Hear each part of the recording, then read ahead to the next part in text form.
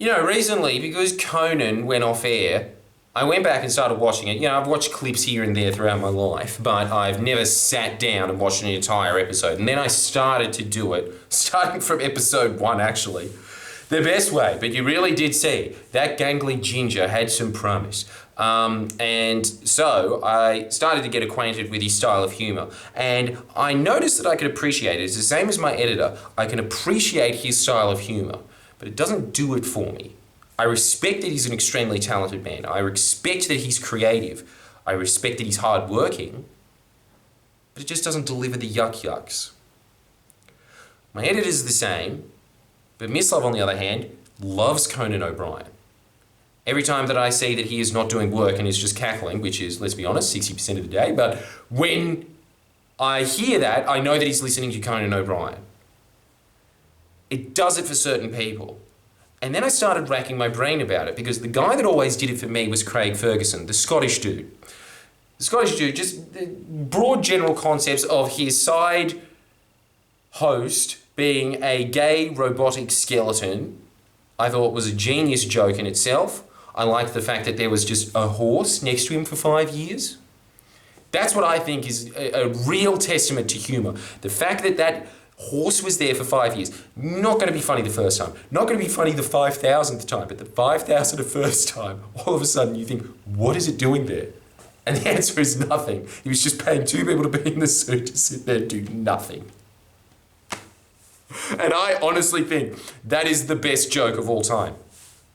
Now, when people always talk to me about different types of humour and they say, I just like weird humour, you know what I actually think is happening there? I think that when Mislav watches Conan O'Brien, he is watching a man that is structured.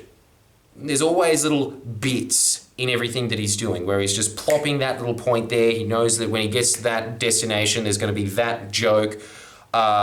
The way that he is even forming his improvisation, there is a logical structure to it. He's obviously studied humour theory. But when it comes to Craig Ferguson, I think that man has something that you just can't learn. I think that he just has a connection to the subconscious that is better than the average person. I think, and I really don't, I've got like broad theories about this. I think that maybe he is a more empathetic person, and I think that because of more empathetic people usually are more visual thinkers.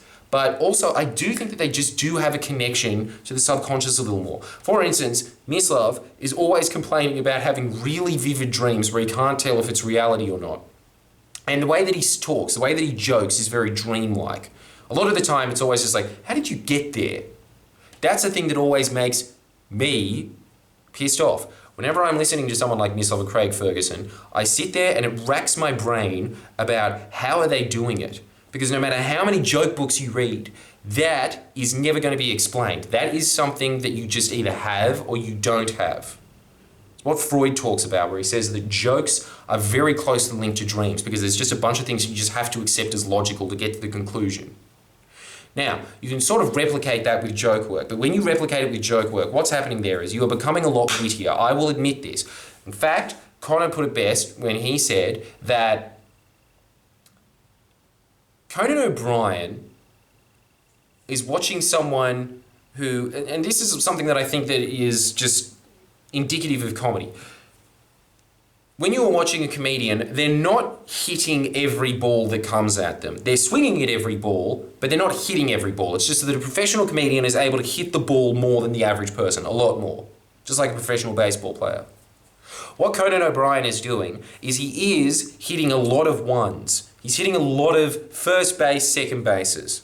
Boom, boom, boom, boom, boom, with mechanical proficiency. You can't deny him that.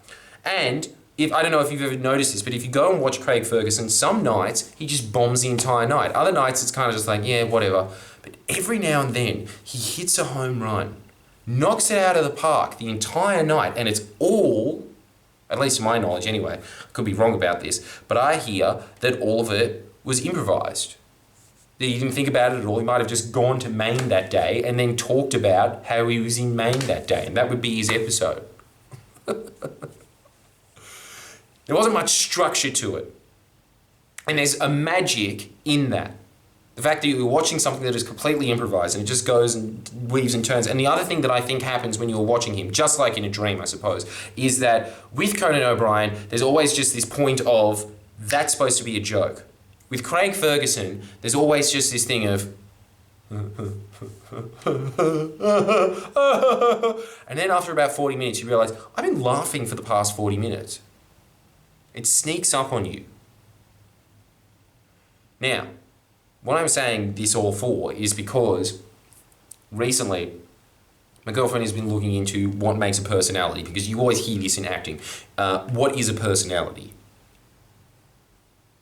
She thinks, and as the old expression goes, there's two versions of it, I suppose, which is that your eyes are the soul to your your eyes are your window to your soul. But then the other one, I suppose, is that comedy is a window to your soul, what you laugh at. And I think that the thing is that when I'm doing joke work, it's more similar to Conan O'Brien's. It's more performative. Conan O'Brien is a performer. I think Craig Ferguson is a stoner. His humour is just very trippy. It's a difference between discipline and just throwing the rules out. And that, to me, is much more impressive because I can't do it. When I am writing something, there is a structure to it. There's certain rules that you have to play by. And so, when I'm watching that, I'm more impressed by that sort of humour. I think other people that don't have a very structured mind, they're more impressed by something like, say, Conan O'Brien. And I think that that's what I'm getting at here. That what you are laughing at, or what makes you funny, actually is a really good indicator as to what your personality is. I think is like, you put it more nuanced, what you are laughing at is sort of what you aspire to, and I think that what you are, what like you get laughs for, that's part of your personality. The reason that people are laughing at it is because it's an idiosyncrasy. It's part of your character. When people always say someone doesn't have a personality, really what are they saying? That person is boring. Why are they boring? Because they're not original.